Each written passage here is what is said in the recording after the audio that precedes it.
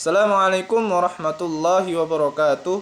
Saya M. Hajrial Tara Saputra dengan NPM 24210024 dari Prodi HKI kelas C akan menerangkan materi dari kelompok 2 yang berjudul Filsafat Ilmu atau Epistemologi.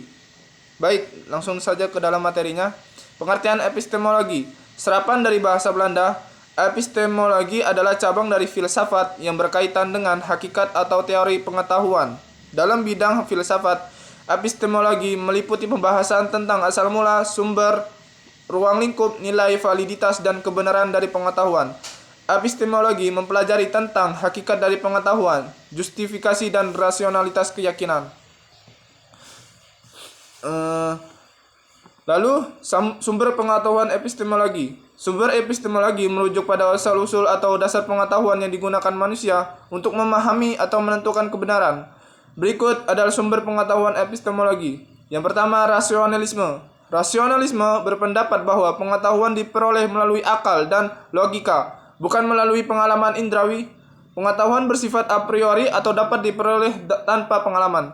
Kejelasan konsep dan deduksi logis menjadi kunci dalam memperoleh kebenaran. Contoh, matematika dan logika deduktif, di mana kebenaran diperoleh melalui pemikiran rasional. Yang kedua, empirisme.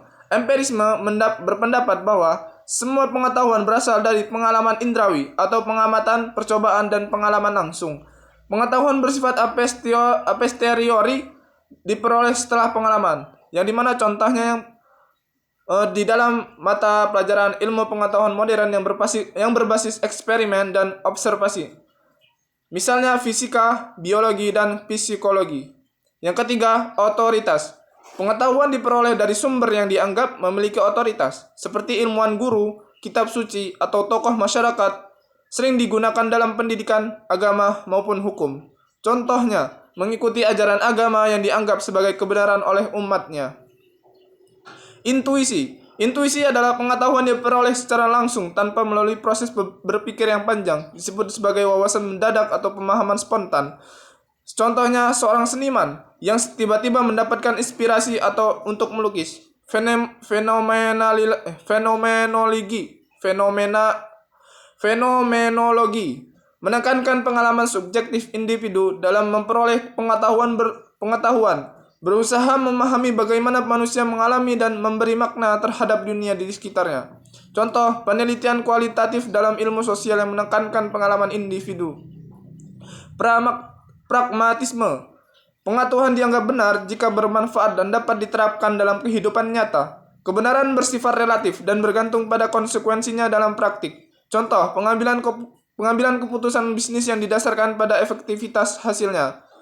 Kritisme, menggabungkan rasionalisme dan empirisme dengan menekankan peran akal yang kritis dalam menyaring pengalaman, menyadari keterbatasan manusia dalam memperoleh kebenaran absolut, yang dimana contohnya metode ilmiah yang tidak hanya mengandalkan eksperimen, tetapi juga dengan mengandalkan logis. Kesimpulannya, setiap sumber epistemologi memiliki kelebihan dan keterbatasan masing-masing. Dalam praktiknya, banyak bidang ilmu dan kehidupan sehari-hari menggunakan kombinasi dari berbagai sumber ini. Misalnya, ilmu pengetahuan menggunakan empirisme, kritisme, dan pragmatisme. Sementara filsafat dan agama cenderung mengandalkan rasionalisme, intuisi, dan otoritas. Sumber epistemologi mana yang menurutmu paling sering kamu gunakan dalam kehidupan sehari-hari? Mungkin cukup sekian penyampaian materi dari kelompok 2 yang berjudul epistemologi dari saya. Kurang lebihnya saya mohon maaf. Apabila saya ada salah kata, saya mohon maaf pada Allah, saya mohon ampun. Saya akhiri, wassalamualaikum warahmatullahi wabarakatuh.